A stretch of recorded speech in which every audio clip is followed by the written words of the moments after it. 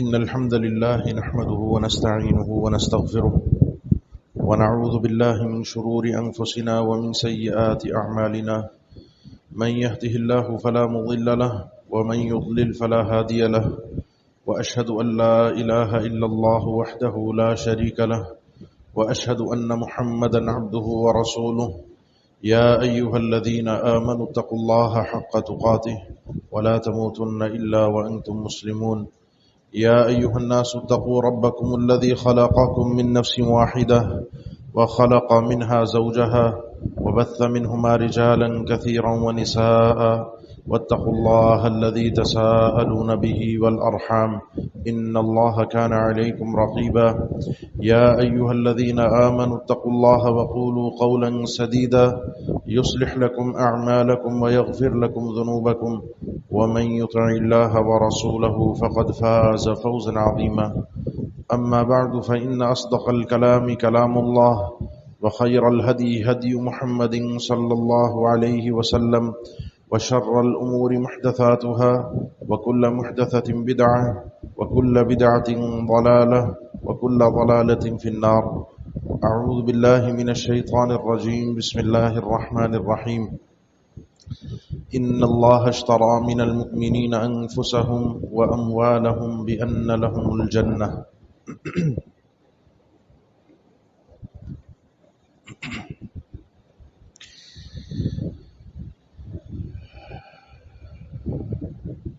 اس دنیا میں رہتے ہوئے جب تک ہم زندہ ہوتے ہیں چند چیزیں ہماری ملکیت میں ہوتی ہیں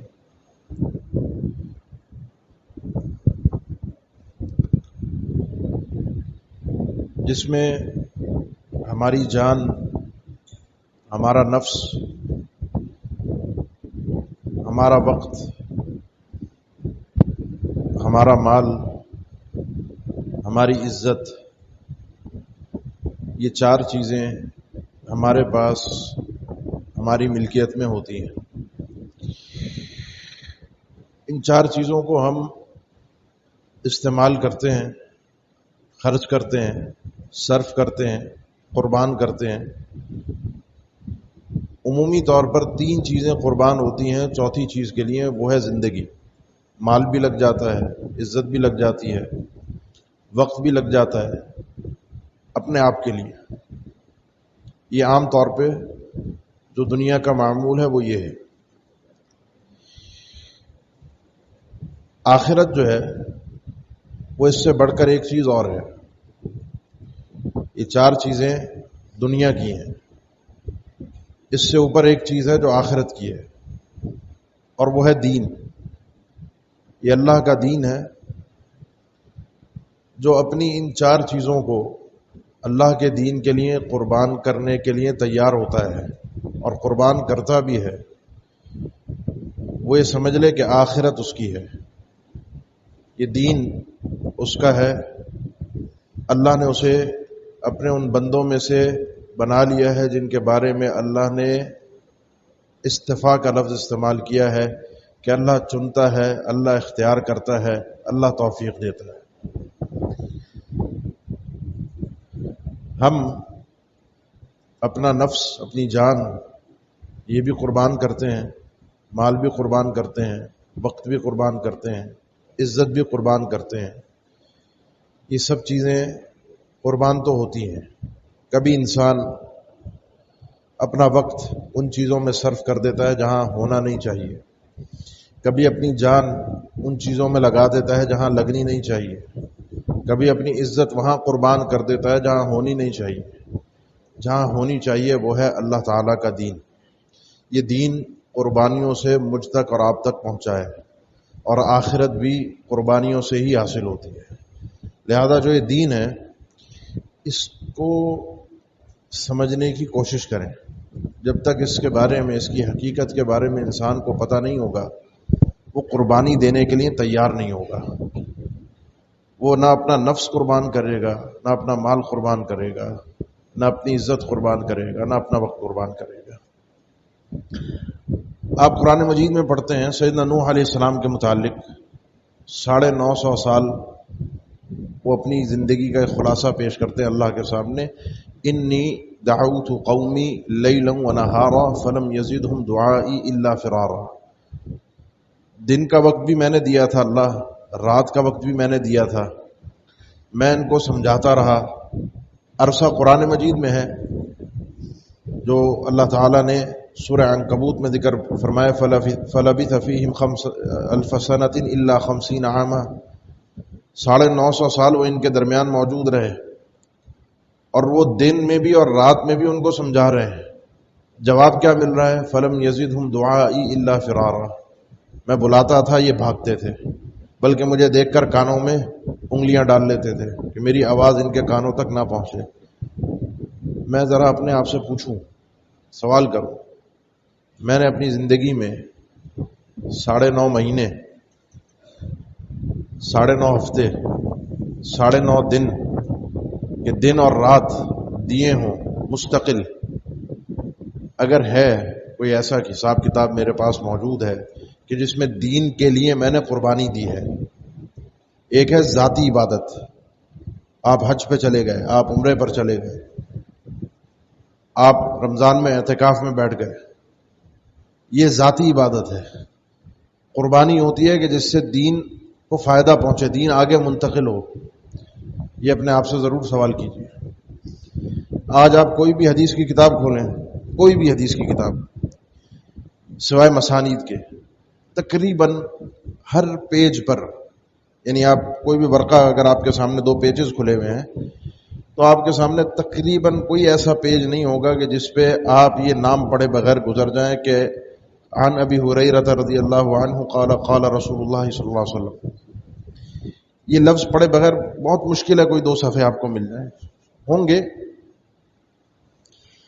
یہ سوال سیدنا ابو ہریرہ کے سامنے پیش ہوا کہ ما اکثر ابو ہریرہ رضی اللہ عنہ. لوگ کہتے ہیں، خود ابو ہریرہ کہتے ہیں، صحیح بخاری میں بھی اور بھی کتب حدیث میں ایک اعتراض آیا، ابو ہریرہ اتنی حدیثیں کہاں سے لے آئے، اتنی باتیں ان کے پاس کہاں سے آ گئیں؟ تو انہوں نے خود لوگوں کو بتایا کہ یہ حدیثیں میرے پاس آئی کہاں سے ہیں.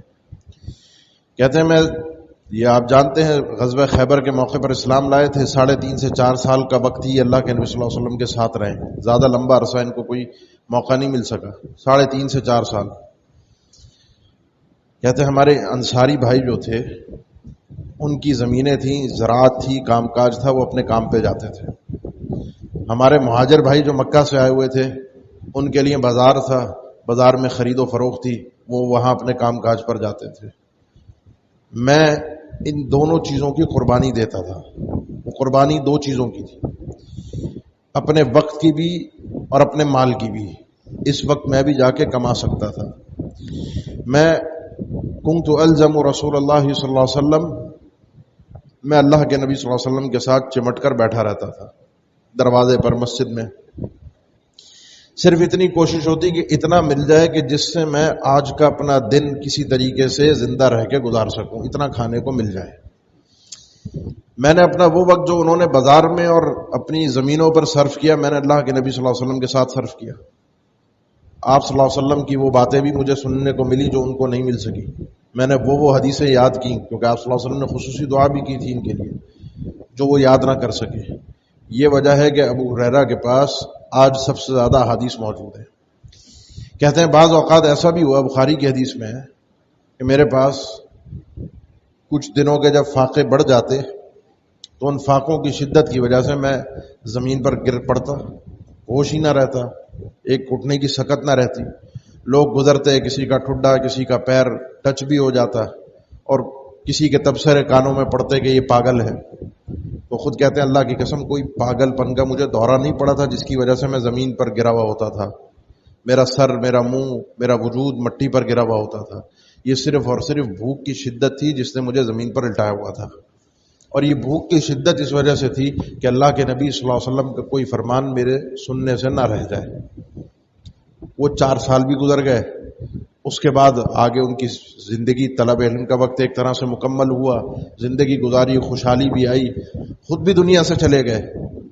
لیکن جو دین کی خاطر قربانی دے کر گئے ہیں، جو دین کی خاطر انہوں نے اپنا یہ وقت اور اپنا مال قربان کیا ہے، آج دنیا کے اندر ابو ہریرہ رضی اللہ تعالیٰ عنہ یہ نام کوئی بھی ہو، ان کا دشمن ہو، مخالف ہو، ان سے نفرت کرنے والا ہو، ان سے محبت کرنے والا ہو، حدیث کی کتاب اگر پڑھے گا وہ اس نام کو ضرور پڑھے گا اور بے ساختہ اس کی زبان سے لفظ ضرور نکلے گا رضی اللہ عنہ۔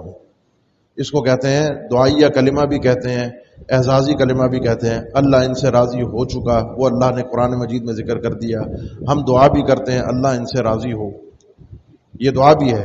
سوچیں ابو ہریرہ رضی اللہ تعالیٰ عنہ کی زندگی کہاں پر کس انداز میں کھڑی ہو، قربانی دی تھی۔ سیدنا زید بن ثابت رضی اللہ تعالیٰ عنہ، ان کی والدہ ان کو اللہ کے نبی صلی اللہ علیہ وسلم کے پاس لے کر آئیں۔ موقع تھا غزوہ بدر کا، عمر چھوٹی تھی، واپس بھیج دیا، 13 سال عمر تھی، آپ نہیں جا سکتے۔ اور روئے، باقاعدہ روئے، جیسے بچہ ہمارے ہاں روتا ہے اس طریقے سے روئے کہ کسی کو موبائل نہ ملے، کسی کو اس کی خواہش کی چیز نہ ملے۔ بچہ روتا ہے وہ بھی روئے، لیکن ان کی خواہش تھی میں اللہ کے نبی صلی اللہ علیہ وسلم کے ساتھ جاؤں گا۔ ماں نے اچھی طرح سمجھایا کہ بیٹا تمہیں اللہ نے اور صلاحیتوں سے بھی نوازا ہے، تمہارا حافظہ بڑا اچھا ہے، یاد کرنے کی صلاحیت، تمہیں پڑھنے لکھنے کا انداز اور سلیقہ بھی آتا ہے، اللہ کے نبی صلی اللہ علیہ وسلم واپس آ جائیں، پھر تم اپنی یہ صلاحیت، جہاد کا موقع آیا چلا گیا، لیکن دوسری جو صلاحیت اللہ نے تمہیں دی ہے اس کے لیے آگے وقت ہی وقت ہے۔ آپ صلی اللہ علیہ وسلم واپس تشریف لائے، ان کو پیش کر دیا گیا، ان کی والدہ نے لے جا کر یہ صلاحیت ہے، یہ کر سکتے ہیں۔ آپ صلی اللہ علیہ وسلم نے وہی خود ہی کہتے ہیں کہ مجھے سریانی زبان سیکھنے کا کہا کہ خطوط وغیرہ آتے ہیں باہر کے حکمرانوں کے، تو وہ زبان سیکھو، ترجمے کے کام آئے گی۔ 17 دن میں نے وہ زبان سیکھ ڈالی، 17 دن کے اندر اندر میں اس زبان کا ماہر ہو گیا۔ ایک انہوں نے زندگی اب جو علم کے ساتھ گزاری، اللہ کے نبی صلی اللہ علیہ وسلم کے ساتھ قرآن مجید لکھتے تھے، اس کا اعزاز ان کو یہ ملا کہ سیدنا ابو بکر رضی اللہ تعالیٰ عنہ نے اپنے دور میں جب قرآن مجید لکھوایا کتابی شکل میں مکمل ایک جگہ پر سرکاری سطح پہ، سیدنا عثمان نے جب یہی کام ایک اور شکل میں کیا لہجہ قریش پر، دونوں جگہ پر زید بن ثابت اس جگہ اس کمیٹی کے اندر لکھنے والوں میں موجود تھے۔ اب آپ قرآن مجید پڑھتے رہیے، یہ جو چھپ رہا ہے، سال کے کروڑوں قرآن چھپ رہے ہیں دنیا سے، آپ کے ہاتھوں میں آ رہے ہیں، آپ پڑھ رہے ہیں، بچے یاد کر رہے ہیں، بچے حفظ کر رہے ہیں۔ کتنے بچے حفظ کر رہے ہیں؟ کتنی آپ نے آج تلاوت کی؟ کتنی دنیا میں تلاوت ہوئی؟ وہ اس شخص کی وہ قربانی تھی جو اس شخص نے اپنا وہ جان، وقت، اپنی وہ چیزیں قربان کر کے آپ تک اور مجھ تک دین پہنچانے کے لیے اپنے آپ کو پیش کیا تھا۔ حرف حرف کا اجر انشاءاللہ اللہ سے پوری امید ہے اس شخصیت کے کھاتے میں بھی جا رہا ہوگا، اور جو اس سلک میں ہے، جو اس لڑی میں پرویا ہوا ہے، اپنی خدمت اس نے پیش کی ہے، وہ اجر کا مستحق ہے۔ اللہ کے نبی صلی اللہ علیہ وسلم کے اس فرمان کی وجہ سے من دل علی خیر فلہ مثل اجر فاعلہ، جو کسی کی رہنمائی کرتا ہے نیکی کی طرف، اس کو اس کے نیکی کا اجر ملتا رہتا ہے۔ یہ ہے آخرت کی سوچ۔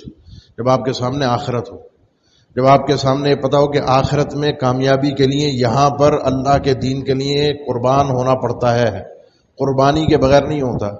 بھائی دیکھیں، اللہ معاف کرنے پر آئے تو بڑے بڑے گناہ بھی معاف ہو جاتے ہیں، بڑے بڑے گناہ معاف کر دے گا، سوائے شرک کے اس نے ذکر کر دیا ہے قرآن مجید میں، ان اللہ لا یغفر ان یشرک بہ۔ اللہ پکڑنے پر آئے تو ایک چھوٹی سی غلطی پر بھی پکڑ سکتا ہے۔ اس بلی کو باندھ کے کیوں رکھا تھا؟ یہ بلی بندی ہوئی کیوں تھی کہ اس کو کھانے کو نہیں دیا؟ اس پر بھی جہنم میں ڈال سکتا ہے۔ وہ اس کے الگ قوانین ہیں جو وہ اس کے ساتھ تعلق رکھتے ہیں، اس نے فیصلے کرنے ہیں۔ مجھے نہیں پتا کہ میرے ساتھ کون سا قانون لاگو ہوگا، مجھے چھوٹی غلطی پر پکڑا جائے گا یا میری غلطی پر، بڑی غلطی پر مجھے بخش دیا جائے گا۔ تو مجھے کسی آرزو تمنا پر نہیں، مجھے اللہ کے سامنے اس کیفیت میں پیش ہونا ہے جو آپ بار بار قرآن مجید میں جملہ پڑھتے ہیں، بار بار پڑھتے ہیں، بار بار پڑھتے ہیں، لا خوف علیہم ولا هم یحزنون۔ لوگ ایسے ہوں گے جو اللہ کے سامنے پیش ہوں گے کل قیامت کے دن، نہ کوئی ان کے پاس ڈرنے کی کوئی وجہ ہوگی اور نہ وہ کوئی غمزدہ پریشان بیٹھے ہوئے ہوں گے، پتہ نہیں پیچھے کیا کر کے ہے، آگے کیا ہوگا۔ ان کو کوئی ٹینشن، بالکل صاف ستھرے، خالی الذہن، اطمینان اور سکون کے ساتھ بارگاہ الہی میں پیش ہوں گے۔ کیوں؟ کیونکہ ان کے سامنے ہے کہ ہم کچھ کر کے آئے۔ ہاں، ایک طبعی فطرتی خوف ہوگا، اللہ کے سامنے کھڑے ہو کر جواب دینے کا خوف ہوگا، لیکن وہ ایک ڈر جو ہوگا اپنے اعمال کو دیکھ کر، اس سے ان کو اللہ تعالیٰ خالی کر دے گا۔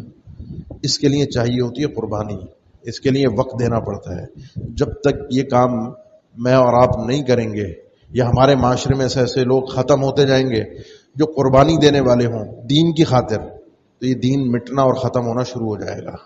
بدقسمتی یہ ہے کہ لوگ بھی کم ہو رہے ہیں، دین کی خاطر حقیقی معنی کے اندر قربانی دینے والے لوگ بھی کم ہو رہے ہیں، اور اس سے بڑھ کر یہ ہے کہ اگر کچھ لوگ ہیں جو قربانی دیتے ہیں، وقت دیتے ہیں، مال دیتے ہیں، عزت دیتے ہیں، اپنی جان دیتے ہیں، تو اکثر لوگوں کے تبصرے، آراء وہ اس قسم کے ہوتے ہیں جو ان کے حوصلوں کو مزید پست کر دیتے ہیں، جو ان کے حوصلوں کو مزید توڑ دیتے ہیں.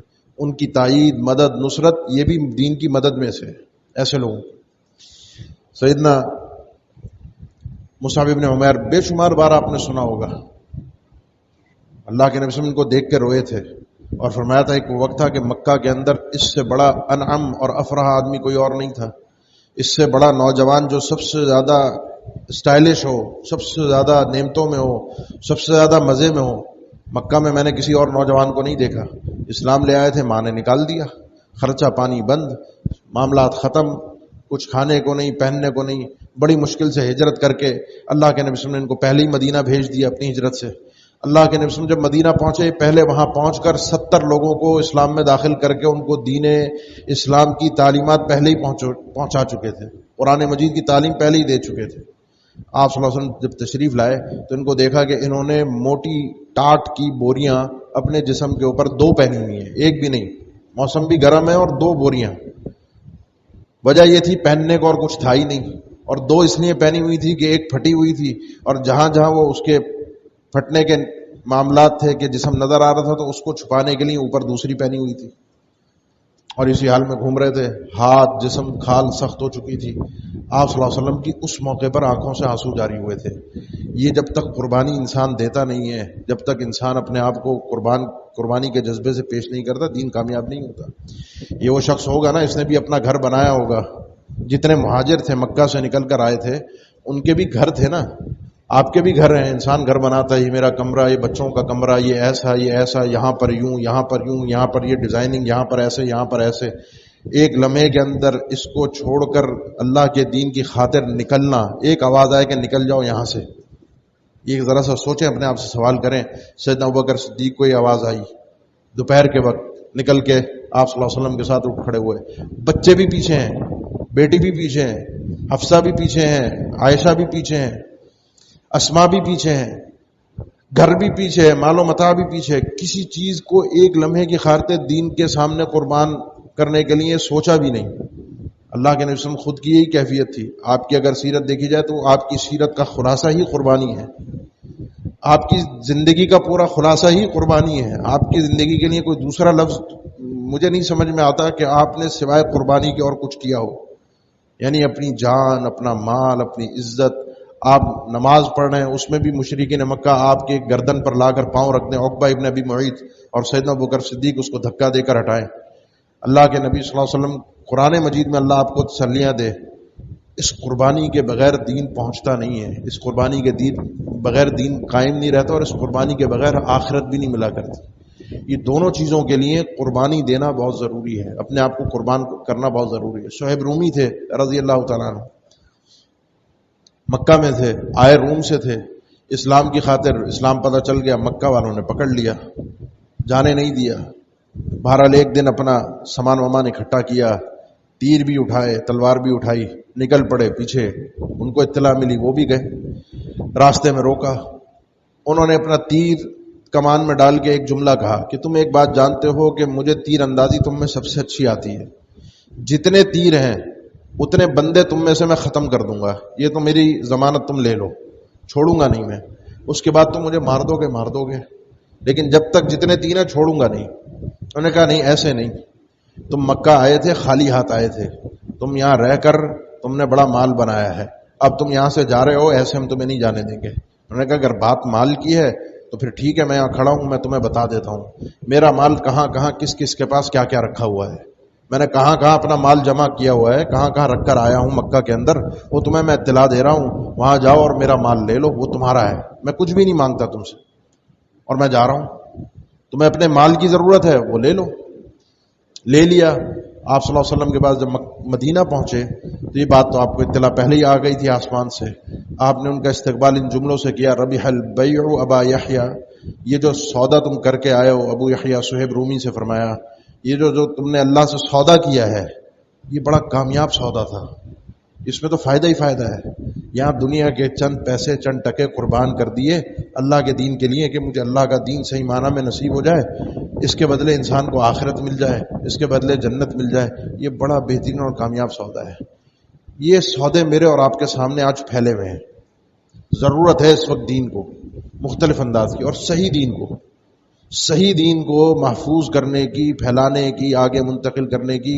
اس کے لیے وقت اس وقت میرے نزدیک سب سے قیمتی ہوتا ہے۔ آپ کسی بھی کاروباری آدمی سے پوچھیں، مال اتنا شاید قیمتی نہ ہو جتنا اس کے نزدیک وقت قیمتی ہوگا۔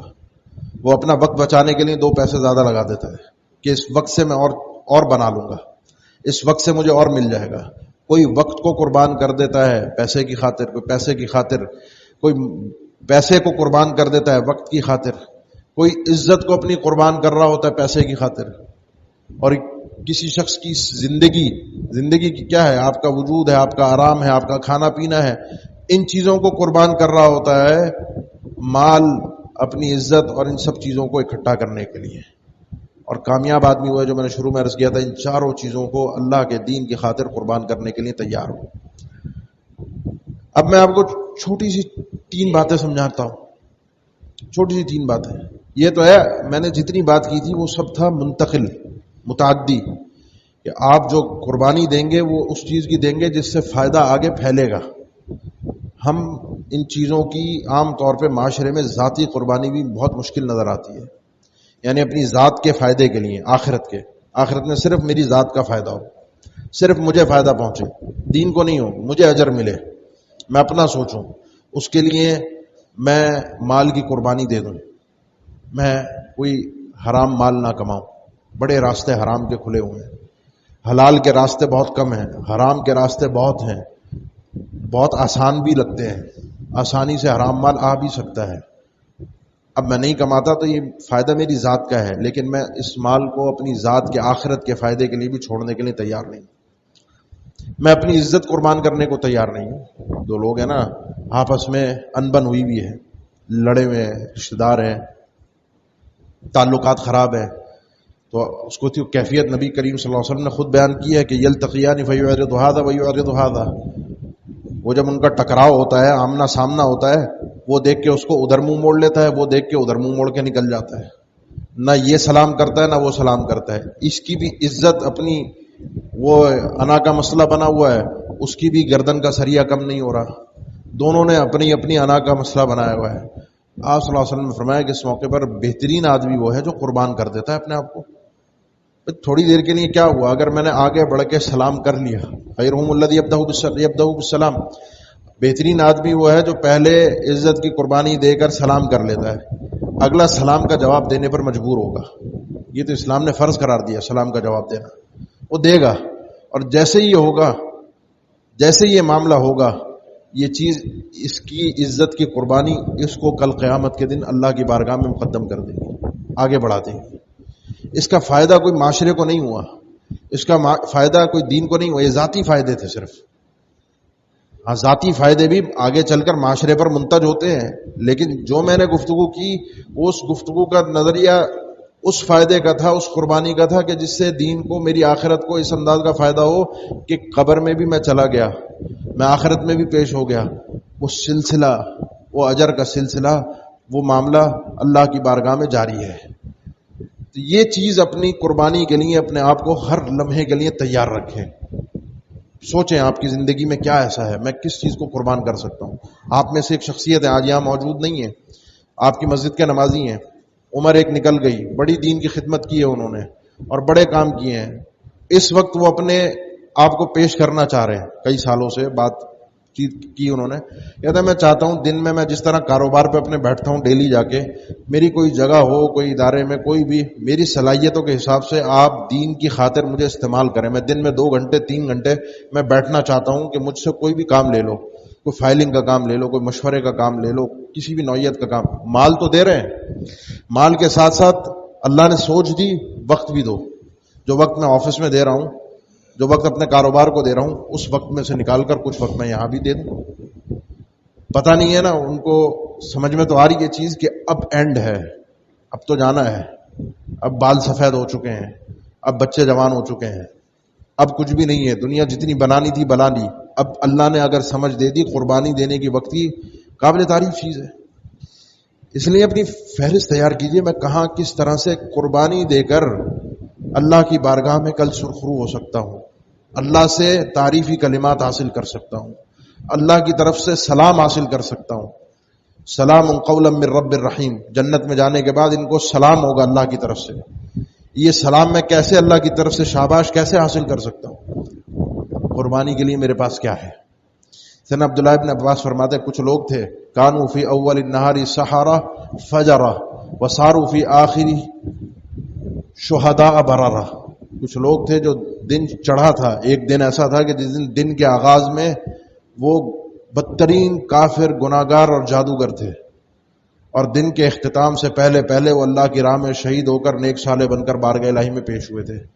یہ لوگ کون تھے؟ جن کا تذکرہ ہے قرآن مجید میں بار بار آپ پڑھتے ہیں۔ موسیٰ علیہ السلام کے ساتھ مقابلہ کرنے کے لیے آئے تھے، فرعون نے ان کو بلوایا تھا، جادوگر تھے، اور جب فرعون کے پاس آئے تھے تو پہلے ہی سوال یہ کیا تھا اَإِنَّ لَنَا لَأَجْرًا إِن كُنَّا نَحْنُ الْغَالِبِينَ، بھائی مقابلہ ہو رہا ہے، جیت گئے، جیتنے کے بعد کتنا مال ملے گا؟ پیسے کے لیے آئے تھے، مال کے لیے آئے تھے؟ قال نعم وانکم لمن المقربین، اس نے کہا اگر جیت گئے تو مال کے ساتھ ساتھ تمہیں عزت بھی ملے گی، میرے دربار میں تمہیں اونچا مقام بھی عطا ہوگا، میرے قریبی لوگوں میں سے بن جاؤ گے، میرے لاڈلوں میں سے بن جاؤ گے، بس یہ جیت کر دکھا دو مقابلہ، میرے قربت بھی ملے گی، مال بھی ملے گا، عزت بھی ہے، مال بھی ہے۔ مقابلہ شروع ہوا، آپ تفصیلات جانتے ہیں۔ فَإِذَا هِيَ تَلْقَفُ مَا يَأْفِكُونَ، موسیٰ علیہ السلام نے جب عصا اپنی پھینکی تھی سامنے، وہ سارا ان کا جادو اس معجزے نے نگل لیا تھا۔ ان کو بات سمجھ میں آ گئی کیونکہ اپنے فن کے ماہر تھے، ان کو باریکیوں کا اندازہ تھا۔ جو ہم نے کیا وہ جادو تھا، لیکن جو موسیٰ علیہ السلام نے کیا وہ جادو نہیں تھا، وہ آدمی انسان کی طرف سے نہیں ہو سکتا، وہ کوئی خاص چیز ہے، اور وہ خاص چیز وہی ہے کہ جس چیز کی یہ دعوت دے رہے ہیں، جس رب کی طرف سے، یہ اس رب کی عطا ہے، وہ ان اللہ علی کل شیء قدیر ہے۔ اگلے ہی لمحے جیسے یہ ہوا، ایک ہی لمحے بعد ادھر مال بھی چاہیے تھا، ادھر عزت بھی چاہیے تھی، فرعون نے اپنا قریبی ہونے کا کہا تھا، پیسوں کا بھی کہا تھا، وہ سارے خیالات، سارے تصورات لمحے بھر میں ختم ہوئے۔ فَأُلْقِيَ السَّحَرَةُ سَاجِدِينَ، اگلے ہی لمحے سجدے میں گر گئے سارے کے سارے جادوگر۔ قالوا آمنا برب العالمین رب موسیٰ و ہارون، ہم اللہ پر ایمان لے آئے جو موسیٰ اور ہارون کا رب ہے۔ فرعون کو تو نیچے سے اوپر تک جو آگ لگی وہ تو آپ قرآن میں پڑھتے ہیں، جو اس کے ان کے ساتھ کیا کہ میں تمہارے ہاتھ پاؤں کاٹ دوں گا، سب کچھ کر دوں گا۔ ابن عباس فرماتے ہیں جب دن کا آغاز ہوا تھا، جادوگر تھے، گناہگار تھے، دن کے اختتام پر شہداء اور نیک ترین اللہ کی بارگاہ میں فہرست میں شمار ہو چکے تھے۔